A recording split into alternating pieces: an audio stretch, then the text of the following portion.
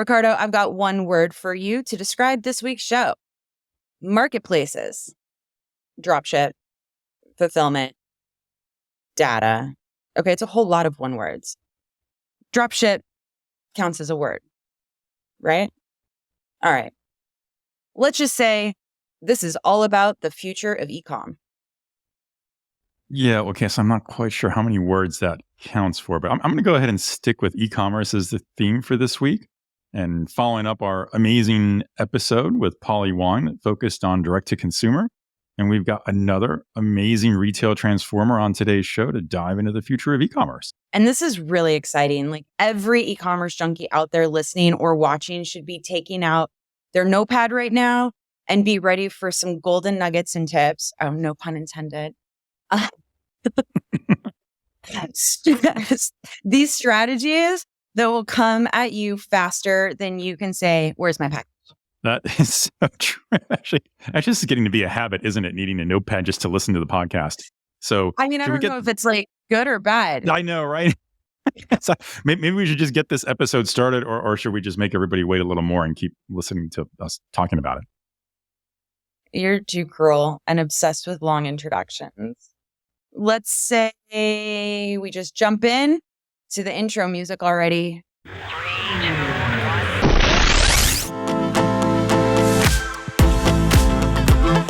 You're listening to the Retail Razor Show, where your expert hosts and their guests cut through the clutter in retail and retail tech to shape the future of retail. Hello and welcome to Season 2, Episode 7 of the Retail Razor Show. I'm your host, Ricardo Belmar. And I'm your co-host, Casey Golden. Welcome, Retail Razor Show listeners, to retail's favorite podcast for product junkies, commerce technologists, and everyone else in retail and retail tech alike. We're back with another incredible retail transformer as our guest this week. And if you're just coming from Episode 5, our special DTC Retail Transformer episode with Polly Wong, then you're really going to do the dance of joy for this one. Yes, and as a founder, I'm so excited we're diving into the future of e-commerce, looking at marketplaces, drop shipping, fulfillment challenges, inventory challenges, and much, much more for the whole commerce family in this episode. Oh yeah, faithful Retail Razor Show listeners will learn exactly why Bryan Dove, CEO of CommerceHub, is more than meets the eye. I have to say that I love that we finally got to deep dive into the murky waters of e-commerce to really think about and talk through what brands need to get out of their e-commerce sites going forward and how they should grow, what the right tools are, what they need to be building, and how they should handle their supplier relationships. There's just so much more to go into, like fulfillment strategies, managing inventory, and much of this will relate back to what Polly talked about, customer retention. Yeah, that's right. This discussion with Bryan is a nice bookend to our chat with Polly. I can't say enough that if you're a DTC founder or you're responsible for your brand's e-commerce and are looking at drop shipping or marketplace expansion to grow the business, why are you here at the right time? This discussion combined with Polly's could just about be your best practices guide to success. But first, it's time for the newest segment of our show, Retail Razor Data Blades, where we talk real-world numbers and slice through measurable consumer insights. It's a bit like show me the math so I understand where this data is coming from. And bringing us that slicing and dicing of data is Georgina Nelson, CEO of TruRating. Georgina will share with us some key data points and offer a bit of insight into what's behind those numbers based on their extensive customer insight data at the point of sale.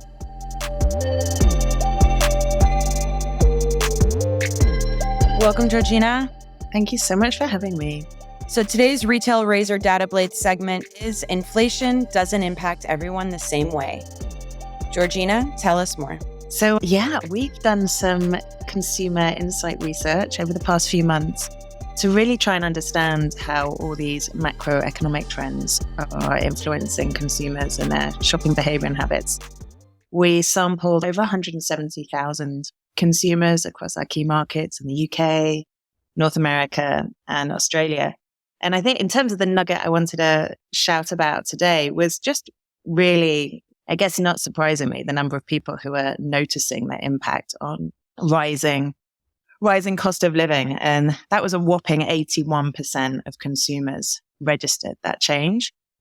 But where I think it gets interesting, and as you say, Ricardo, slicing and dicing that data, is looking at the differences across demographics and age range. So when we looked at seniors, we found that 89% had been noticing the rising cost of living. But flip that up and look at those under 30 and only 75%. And so when you actually think about how the cost of living is impacting different demographics, I think it's really focused on the rising cost of food bills, keeping your house warm, and fuel, etc. And so, many of us, including me, did a few stints living with mum and dad in my 20s. And so, those household bills aren't impacting us as much. And I think that's really the key lesson, is that it's not a generic, homogeneous sweep all impact. We have to really look at slicing and dicing that data and getting very granular insights about how these trends are impacting different groups. So, Georgina, we so often hear retailers being tempted to chase the newest and youngest demographic because they believe that's where the staying power is and the greater lifetime customer value might come from. But from the data you're telling us, it seems to tell us really that retailers need to both tailor their messaging and their targeting uniquely speak to each of those demographics to get the best conversion just based on how current economic conditions are impacting them differently. So how would you say retailers should react to this data? Yeah, I very much agree. I think it needs to be a nuanced approach. And, primarily to survive these times, retailers need to really invest in understanding their consumers. And, as we saw through the pandemic, how quickly these consumers are changing and keeping abreast of that. And so that means, nuanced and targeted messaging to different consumer groups. But also, I think it's down to a store level, taking a very granular approach. Each store, as I always say, is a snowflake, and they have their own clients, their own customer mix. And so being able to get customer insight down to that store and granular level and really understanding that mix up helps you have targeted and nuanced strategies depending on that store. So if you do need to make a price increase, it might be an idea to, look across the whole of North America, for example, and understand your base and share that distribution across different states and vary that price increase depending on the customer base, for example. So I definitely think that those retailers who are on the front foot with understanding their customers and being able to react really quickly to sentiment and changes in behavior are those who are going to have the competitive advantage as we muddle through these times. It's great, Georgina. Thank you so much for joining us today on Retail Razor's Data Blades. Thank you. It's been a pleasure.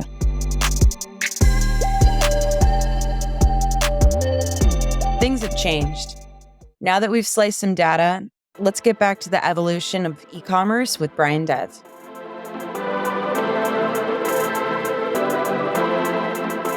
And we are here with our special guest and latest retail transformer to visit the show, Bryan Dove, CEO of CommerceHub, a leading provider of cloud-based e-commerce fulfillment and marketing solutions for large retailers, marketplaces, consumer brands, and their suppliers. Welcome, Bryan.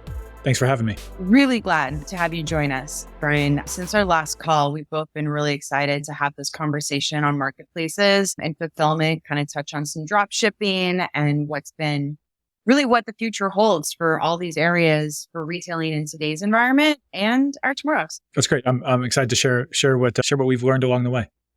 So just to get started, Bryan, why don't you tell us a little bit about yourself, CommerceHub, and how CommerceHub works with retailers? Sure. Let's start with CommerceHub.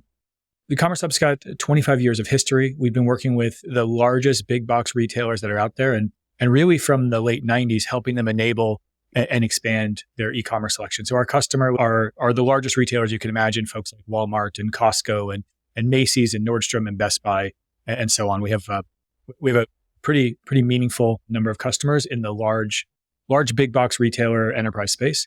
And what we've focused on since the beginning is helping them expand the number of items that they sell on their website where they have not had to purchase those items. So classically referred to as dropship. I think in modern terms, there's dropship, there's marketplace, and there's probably a blend of some other terms to describe that. We really just think about it as the unowned inventory. And for most of our retailers, it powers a significant portion and sometimes the majority of their overall online sales, and almost always the majority of their overall online selection. And for my personal background, I've been at CommerceHub coming up on 2 years, so more than a year and a half.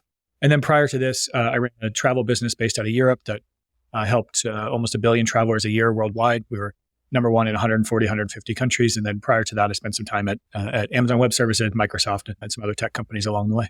Amazing. So just to add a little bit of context for our listeners, the Commerce Suite, what does that mean to a brand or a retailer? So we at Shop Talk this year, so back in March of 22, we launched what we branded as the Commerce Suite. And this was really our primary evolution of the history of the business. So historically, we had been really narrowly focused on enabling dropship, and it has been quite successful. It's a critical piece of infrastructure for all of these retailers that we work with. But as we were talking to our customers, what we heard lots of needs for expansion, for flexibility, various customers experimenting with ideas like marketplace. Now, if you ask 5 customers what they mean by a marketplace, you'll get 10 to 15 different answers. It's like, and so, yeah, and so yeah. When you really listen for the essence and push the labels to the side, what they were really looking for is flexibility in the way that they engaged with suppliers, flexibility in the way that they set up items and got them published to the site, flexibility in striking different economic arrangements with different brands that they worked with. And so our release of the Commerce Suite was really the first major step in that direction, to go from a pure dropship platform to enabling that flexibility that allows our retailers and the brands and suppliers that work with them to flex between a dropship model, a marketplace model, and be able to look at those differences really as almost like light switches that you could turn some on, you could turn some off, and really enable that to work. As well as there's some lightweight catalog management and item setup automation that's in there as well, really to help enable brands and suppliers to take more control over their listings and option over prices as they publish onto these different retailer platforms. And so that's really what's encompassed in our Commerce Suite that we launched earlier this year. That's great. So really all kind of broadly encompassing all the major functions that any e-commerce brand is really searching for, right, just into one platform. Yeah, I mean, if you think all the way at a million-foot elevation, broadly speaking, retailers are trying to carry 2 buckets of goods, things that they have purchased. So whether it's sitting in their warehouse to only be sold online, or they purchased to bring into their stores, and then the rest of their selection are items that are still owned by either the brand or the distributor or the supplier that they still want to list, but they haven't actually taken inventory possession for. And when I look at what our Commerce Suite enables, it really becomes that single platform to power all of your needs for your unowned inventory. We have a network not only of dozens to hundreds of retailers, of the largest retailers, but tens of thousands of brands and suppliers that are connected. And so over the last 25 years, we've really built this network that encompasses virtually everybody of scale across the North American e-commerce system. Well, that's pretty impressive. So one of the things I think we should talk about along those lines too is around fulfillment strategies. So for any of the retailers you're talking about in all of these scenarios with this mix of owned inventory and other inventory that they have, how that retailer can create a really exceptional delivery experience and overall fulfillment experience for their customers using your platform. How do you help retailers kind of unify that online marketplace or dropship capabilities that they're doing with their overall customer experience? Sure. So I mentioned I started, it's called a year and a half ago or so, and part of starting, one of the great things about being in the B2B space, in the enterprise space, is you can go talk to your customers. And I made a point to go out and talk to them when I started. I still talk to a number of customers virtually every week now. But as I was just talking to them, I would just ask, what problems are they thinking about? What are they worried about immediately? What are they worried about over the next couple of years? And we really started to see this trend where historically, organizations would really separate the fulfillment inside of their supply chain. So thinking about everything from warehouses to fulfillment contracts to logistics, separate from the merchandising and pricing and online sales. And it only really almost operated as almost 2 different business units inside the organization.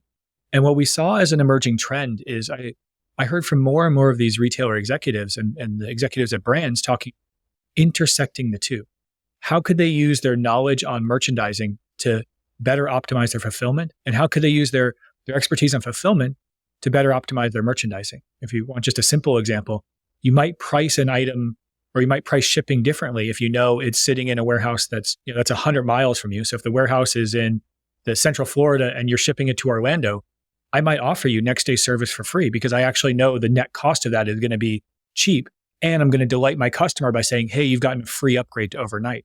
Versus if the item is sitting in a warehouse in California, well, I know it's not economically feasible for me to do so. And therefore I may go a more traditional route of saying, I'll just send it ground and it will be there in maybe 4 to 6 days. And so we heard just the early inklings of some of these ideas without a lot of concrete plans. And so earlier this year, at the same time we launched our commerce suite, we launched a new product offering for us in the fulfillment space that we call our delivery suite. And what that has really focused on is helping retailers manage a number of different individual items in their fulfillment chain. So things like as simple as the delivery promise. When will this item show up on the customer's doorstep? Which most folks have pretty well under control for items that are in their stores and in their warehouses. But for things that aren't under their control, that are sitting in these brands and supplier warehouses, they're sitting in 3PLs. And remember, this unowned inventory makes up the majority of selection that a lot of these retailers offer. They really have no control and no insight. And we were able to use the data that we have to be able to drive high quality and high accuracy estimates. And then you connect it into what shipping method to be used. Should I ship this by 2 day, by 3 day, by ground? Well, it depends on what date you promise to the customer. And then how do I manage the economics of that? There are lots of different ways to re-rate. What warehouse should I originate that shipment from? Where, I may choose my secondary warehouse, but it might just be on the other side of a zone line, which is going to materially save me money in shipping. Because we work with all these suppliers, how do we drive better compliance of the ship method to be used so that when the retailer is planning on paying for, say, maybe a ground shipment, how do we make sure that it actually gets coded as ground and doesn't accidentally get coded as 3-day error or something like this? All the way to visibility and tracking and out to even the consumer facing technology so that they can see, where's my package? Let me track it. When is it going to be received? How could I receive text message updates? All of the really consumer facing functions. So we worked with a couple vendors in the space to bring these together and provide our retailers with an all-in-one package. What we learned as we dug in is, one, most of our retailers were out purchasing individual solutions. And while they could find best of breeds for each niche, what it meant was that they had a pretty high total cost of ownership in having to staff various IT people to set that up, to manage those, to do their own integration between all these tools to make them work seamlessly. And second is that all of those investments had really focused on a lot of their owned inventory, their first party inventory. And so what we really set out to focus is make our delivery products available and functional for whether it's first party inventory or third party inventory. But we saw a notable gap in being able to optimize the fulfillment operations, both for consumer experience and for cost, and being able to do that for all of their third party and unowned items. And we've seen really substantial interest over the last 6 months. This was a completely new area for us. It's adjacent to what we've done on the unowned inventory platform. And we've seen great interest. We've seen a number of different pilots and a number of different customers already beginning to realize pretty substantial savings along the way. And we think we're still pretty early days in how we integrate what happens on the fulfillment side and what happens on the ordering side. And we think as we can bring more and more of that insight and intelligence together, it ends up winning for everybody. It wins for the end consumer because they have more accurate expectations that more consistently get met and ideally get exceeded. Consumers have better visibility and better transparency to what's really happening. The retailer gets more accurate information to predict what's going to happen, as well as getting better cost control, as well as taking out some of their internal costs and how they strip these together. And then the fulfillment carriers also get excited by this because there's opportunities for them to get better insight into the data of what's going to be there. When they drive a truck to go pick up at a 3PL location, do they need to send a 20-foot truck or a 40-foot truck today? Mm-hmm. Or do they need to send 3 trucks or 6 trucks? And being able to use that information to drive efficiency through the whole system ultimately results in everybody having lower costs and being able to return that in the form of lower prices to everybody in the ecosystem. So we think there's a lot of legs to really further integrating these two and seeing more and more retailers think about how can they use those two halves of the business to inform each other and drive drive more value and efficiency into the system. It really sounds like you're building a lot of these distribution strategies into the software to optimize for a more flexible business model so that it's not as painful as you remember to be able to launch a new channel or to be able to communicate across some of these different departments from fulfillment to merchandise planning to customer experience. Do you find that a lot of this process with either launching the delivery suite or just implementing it, I'm sure that you guys are bringing a lot of distribution strategy and options to the table that some of these retailers or brands just really thought was out of their reach of being able to deploy. Yeah, I think one of the things that's really unique about the retail space is how substantial the scale differences are, even amongst the top 10 or top 15. And so if you just take overall annualized sales as just one metric of overall size, and you think about Amazon being in the 800 plus billion range in annual sales, then Walmart number 2 at 550-ish, give or take. And then you get to number 3 and 4, and they're in the 220, 230 billion range. The $230 billion is still a ton of money, a ton of volume. But if you look at it on a relative basis, it's pretty rare to see the step from number 1 to number 3 be a 75% reduction. I mean, you've got a 4x difference between number 1 and number 3. And you keep going down, you get from number 3 and 4 at 220, 230 billion, folks like Costco and Target. When you get to like number 15 on the list, you're down at $20 or $25 billion. Again, $25 billion a year in sales is enormous. These are enormous businesses, enormous brands, really delivering value for consumers, but they're still 1/10 of the size of the folks who are number 3 and 4. Yeah. And so when you look at that dispersion in scale, there's technologies and techniques and opportunities that are available to the number 1 or number 2 players in the market that all of a sudden become less viable on an ROI basis to bring even to numbers 3, 4, 5, and so on.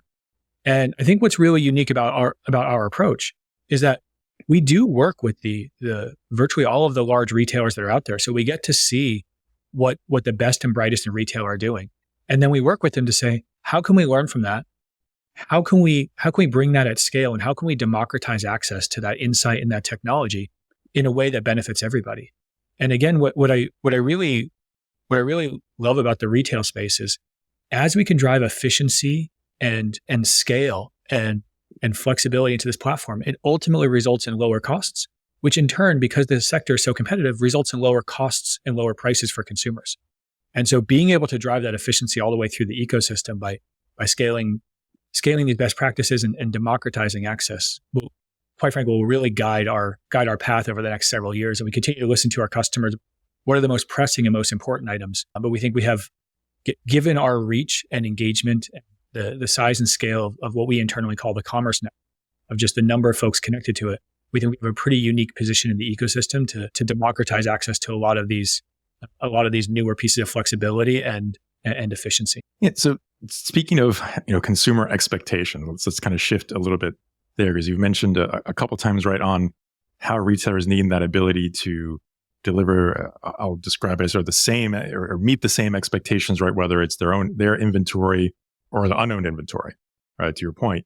And if we think about how a lot of these expectations, I believe, have changed or maybe even slightly modified a little bit in recent years, certainly because of the changes in shopping behaviors during the pandemic.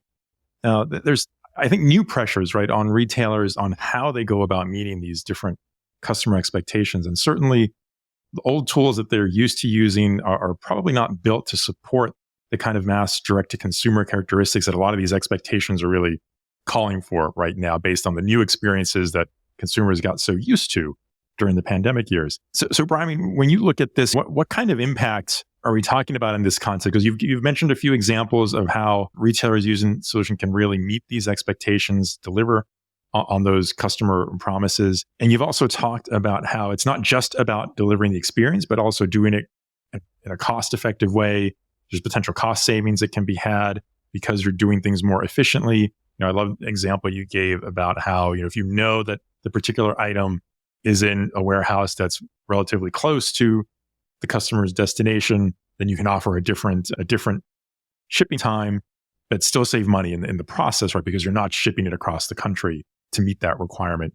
Do you have some data points you can share, some examples on just what kind of, whether it's the cost savings or increases in customer satisfaction and things that you've seen with your customers? Sure. Maybe I'll share one that's quite solved and one that I think is really interesting, but as of yet unsolved, which I think is always interesting to talk about what else could come in the future. Right. Yeah. So in the places that are solved, maybe two data points that we see. One is that being able to provide certainty of when something is going to show up on your doorstep, which sounds so rudimentary and basic, but yet what you'll see across a lot of sites is either they'll see high precision on the items that they have in their warehouses and stores, but low precision on the items that are sold through that are still sitting in the vendor's warehouse. You might say arrives in 6 to 10 days. Well, it turns out that really hurts your conversion rate.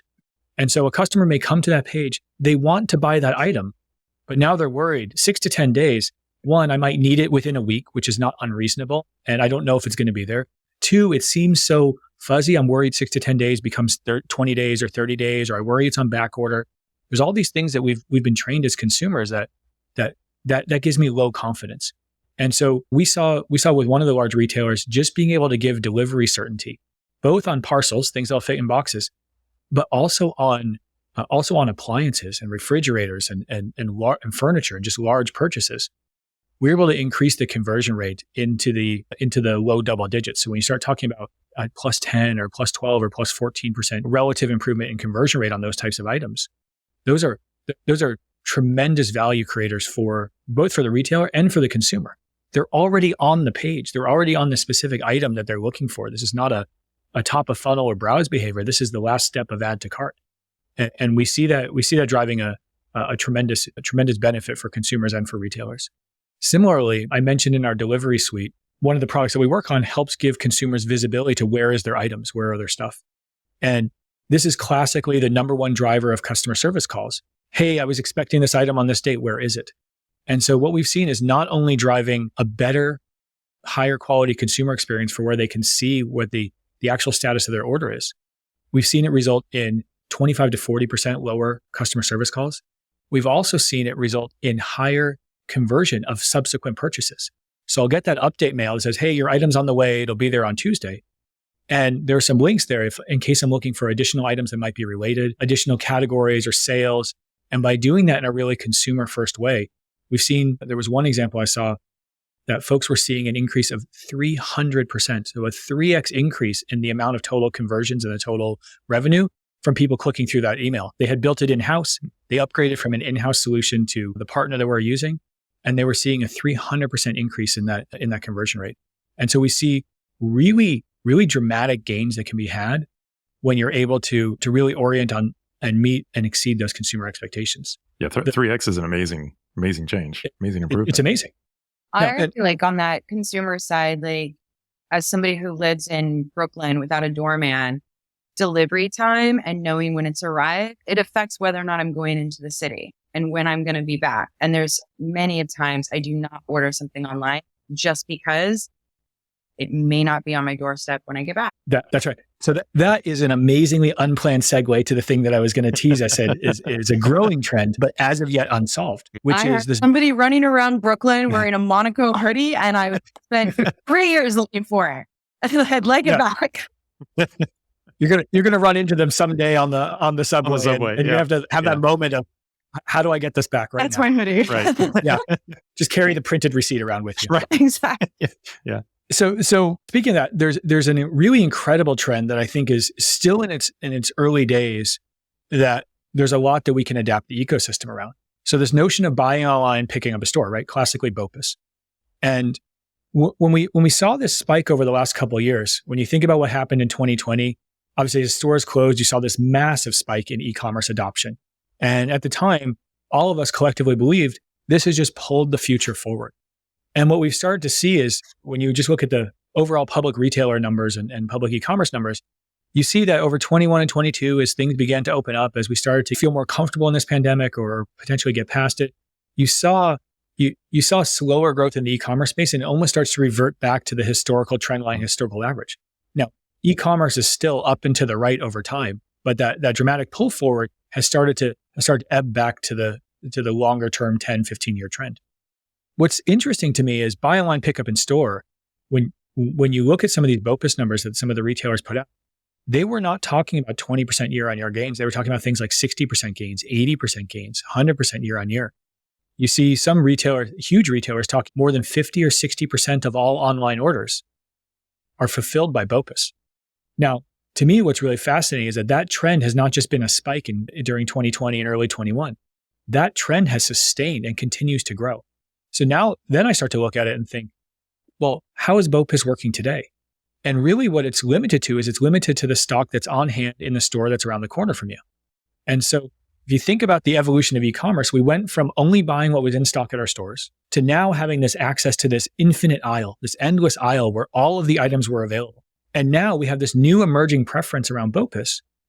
Yet BOPUS now comes back to being restricted to only the items that are on hand in the store. And so, when I look at where is additional space for innovation by intersecting where consumer patterns are showing up and what retailers are looking at is we're actively working with folks to figure out how do we expand what's available for BOPUS? How could we have you still get that convenience? Maybe it's not 1 hour, maybe it's 12 hours. But if you ordered it tonight, how do you go pick it up from the store tomorrow so you don't worry about the item getting stolen from your doorstep, which is not only a Brooklyn problem, it's a pretty common urban problem. And we're broadly an urban plus suburbs population. When you look at the population dynamics, rural is a relatively small portion of the population overall e-commerce spend. How do we make that safe to have things ordered at home? How do we make that safe to have the convenience so that you get that item?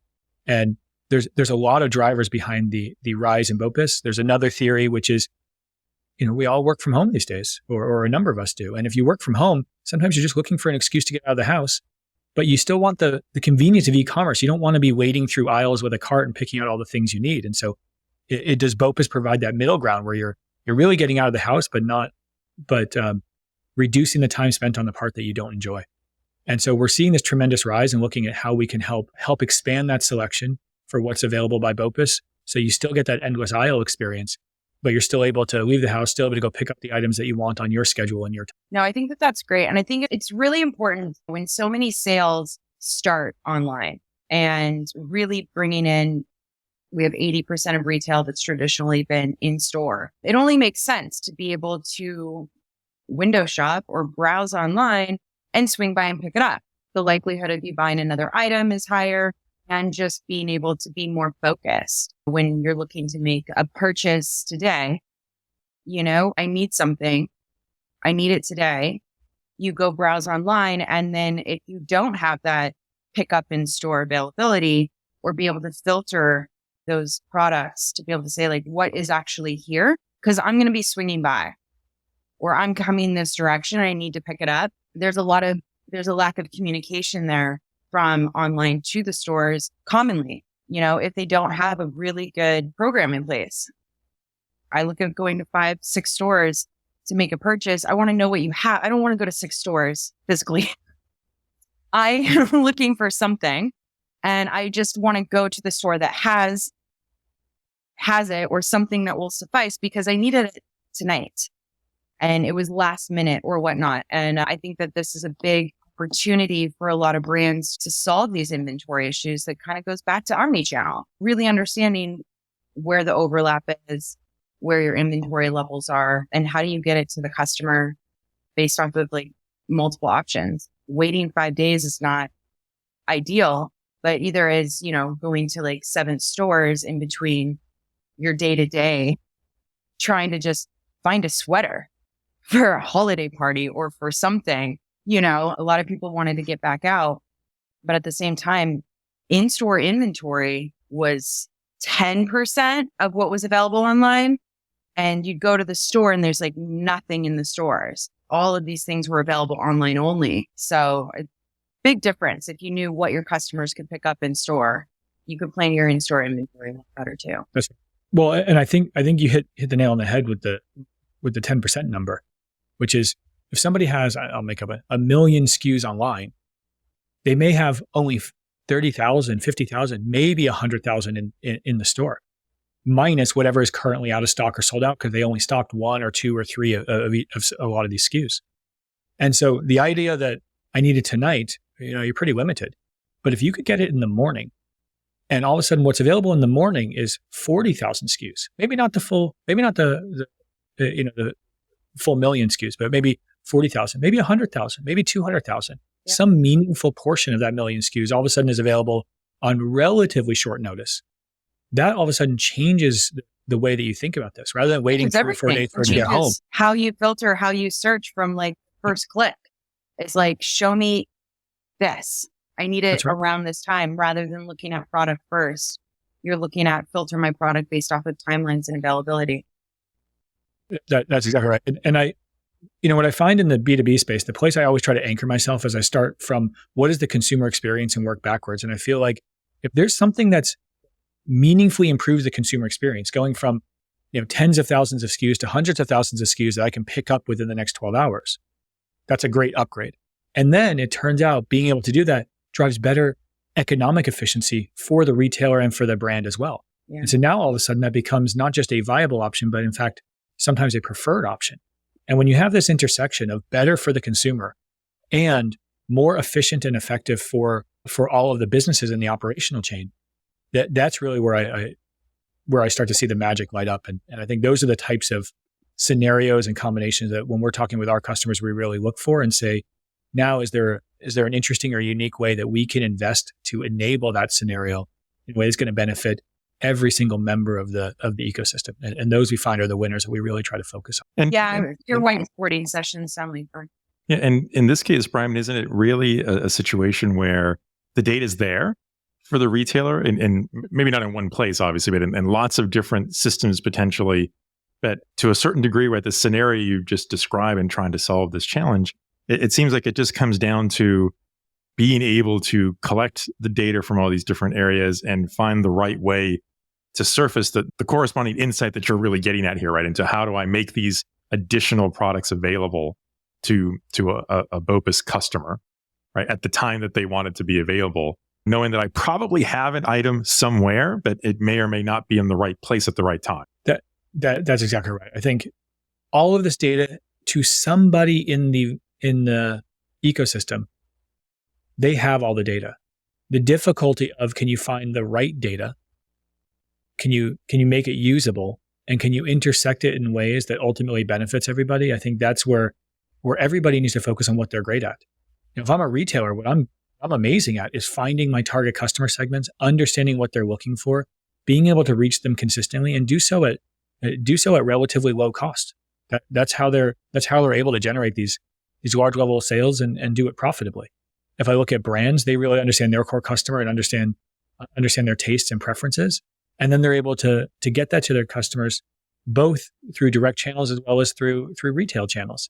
And I look at companies like CommerceHub and other technology companies in the e-commerce ecosystem. Our focus is really on how do we take the data that's available?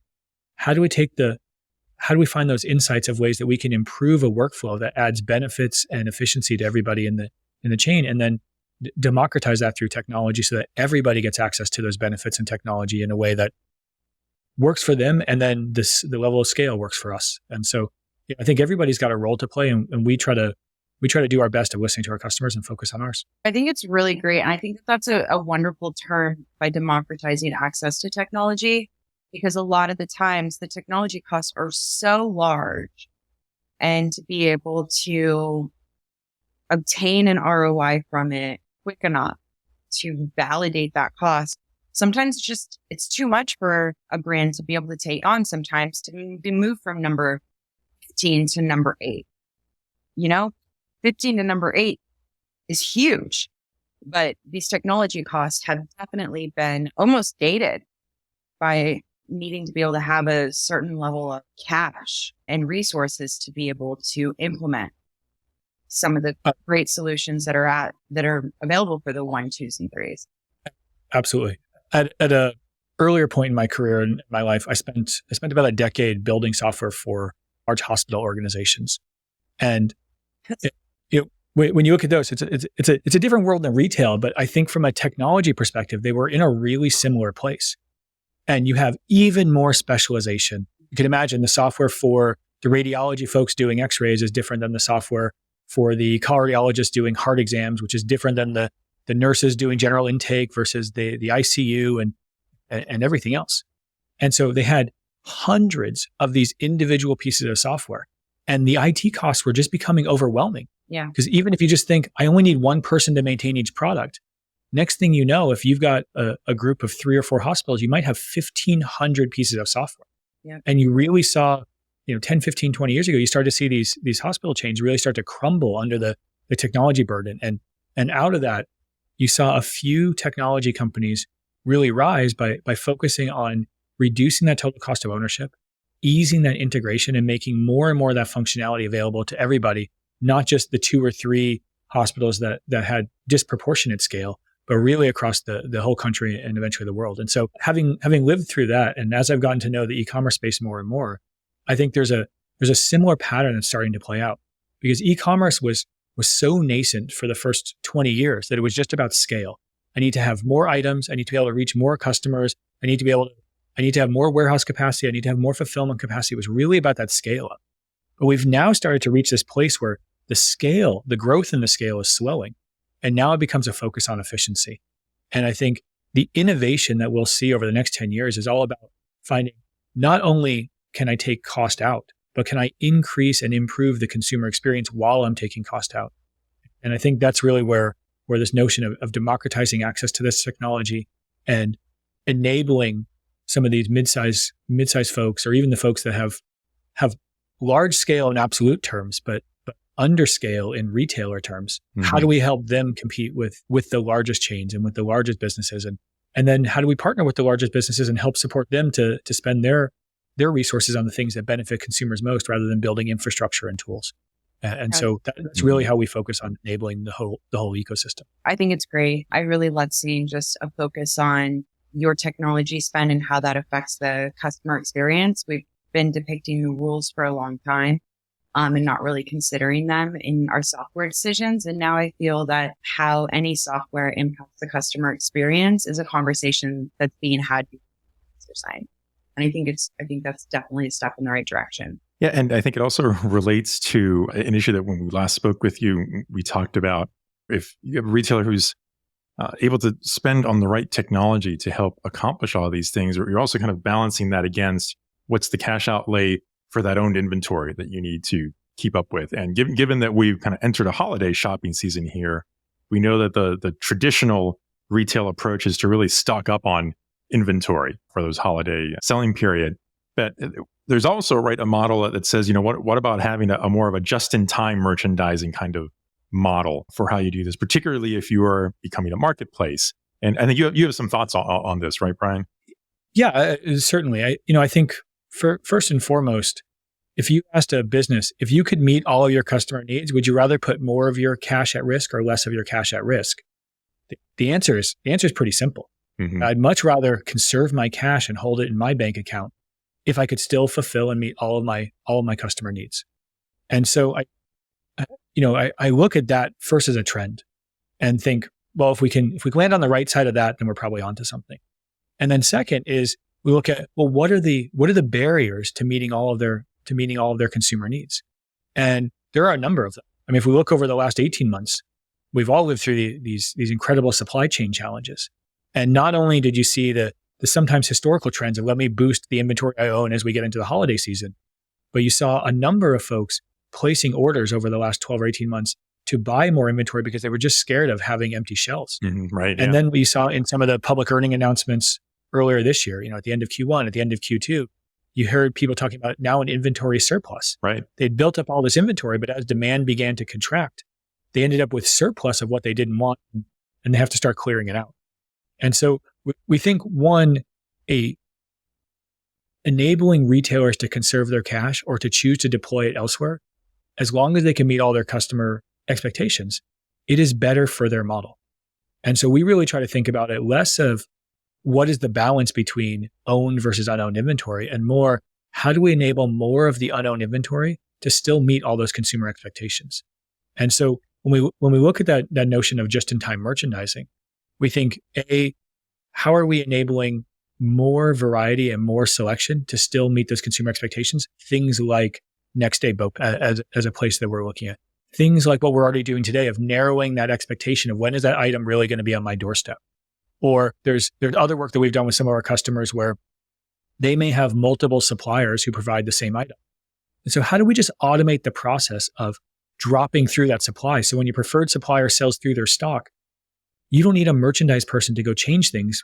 We just want it fulfilled from the next available supplier who has the next best offering or next best price or next best shipping method.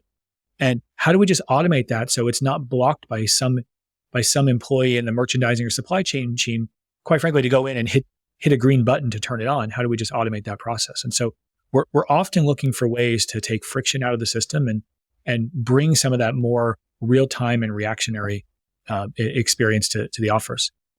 I think the broader trend around just-in-time merchandising is one that's going to evolve, quite frankly, over the next few years.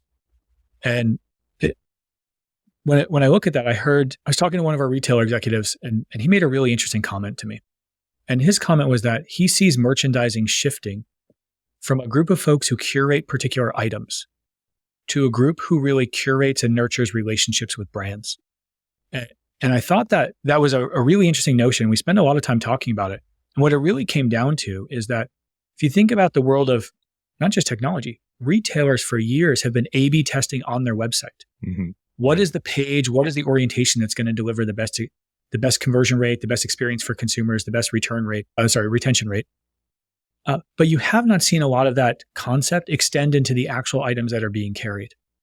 And so where I heard this retail exec talking about really shifting to a relationship with brands and thinking, how do you entice a brand to just carry their whole catalog? And you can almost start to use your website as a way to test.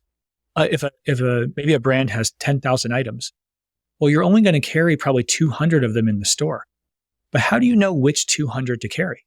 And how do you start to let the website and your consumer demand through your website actually give you the data to know of these 10,000 items this brand carries, which are the 200 that resonate most with your customers? And there's something really powerful about knowing that if you're on abc.com, the customers who are already shopping there are telling you which of this brand's products they love most, and then being able to upgrade that. So not a separate season, not a new wholesale order, not a new relationship or system setup or 6-month lag, but how would you change that from a per unit dropship order or a per unit marketplace order? And how would you just order 1,000 of those of those 200 popular items to just ship them into your stores directly? And so when we look at this notion of just-in-time merchandising over the next few years, we really see the technology doing more and more automation of the easy and obvious tasks, and enabling merchants to be far more sophisticated, far more data-led, and thinking much more about relationships with brands, and that escalation path that some of those SKUs are going to be sold in the marketplace model, some are going to be dropship, and some of them are going to make it to the store. And how do we use data to really rethink that process and evolve it in a way that just has yet to penetrate the way that we approach retail today? No, I think you beat me to the punch. My last question was it's perfect. It was really about what do you see the biggest change in commerce will be? That will be a new standard in about 5 years. And I think that just-in-time merchandising full stop. There's so much opportunity to make sure that the right product is being shown to the right customer at the right. I've been a buyer in a former life, and you shoot from the hip. There's not a lot of data decisions that are made from that. And so there's such a huge opportunity of having the right product for that customer at the right time versus marketing a product to all the customers for a period. Well, as a merchandiser, as a buyer, what you're really trying to do is predict the future. Yeah. You're trying to predict which products your customers will love most. And without customer data. It's all about the data. Well, this is not an exclusively retail problem. I mean, across all of technology, for years and years, people have tried to predict the future of what their customers would want in whatever sector they were in.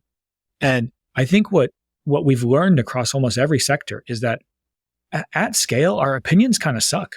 Our opinions aren't very accurate. We have instincts in the directions. Our ability to read the market of the direction we should go in tends to be pretty accurate. But our ability to read the direction of the specifics and the details is pretty tough. And This is why you see, A/B testing is maybe the easiest thing to point to, but it's not the exclusive one. You see across every industry and every sector, this continual shift to data-driven decision-making. Mm-hmm. And today, while it has penetrated things like the front end of the retailer's website, it has not made it all the way into the back end, into the merchandising selection, into fulfillment strategies, into warehouse locations and positioning.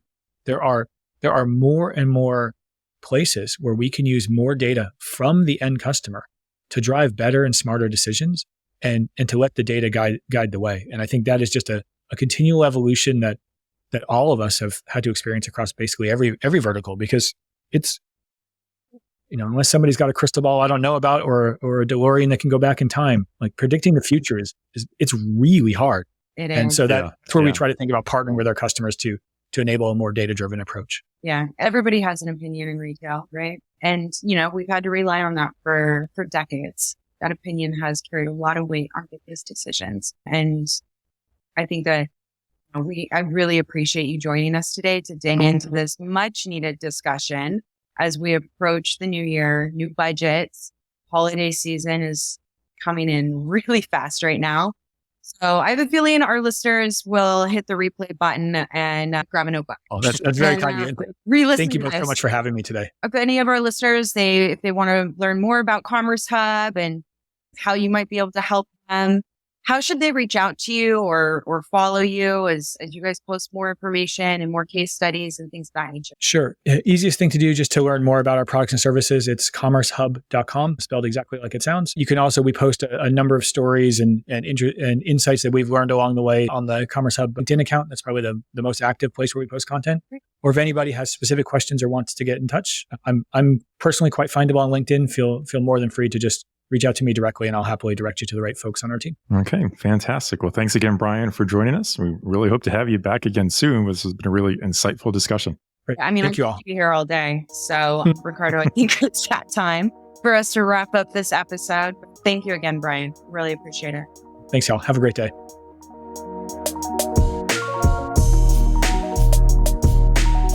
We hope you enjoyed our show, and we can't ask you enough to please give us a 5-star rating and review on Apple Podcasts to help us grow and bring you more great episodes. If you don't want to miss a minute of what's next, be sure to smash that subscribe button in your favorite podcast player. And don't forget to check out our show notes for handy links and more deets. I'm your host, Casey Golden. And if you'd like to learn more about the two of us, follow us on Twitter at KCC and Ricardo_Belmar, or find us on LinkedIn. Be sure to follow the show on LinkedIn and Twitter at Retail Razor, plus our YouTube channel for videos of each episode and bonus content. I'm your host, Ricardo Belmar. Thanks for joining us. And remember, there's never been a better time to be in retail if you cut through the clutter. Until next time, this is the Retail Razor Show.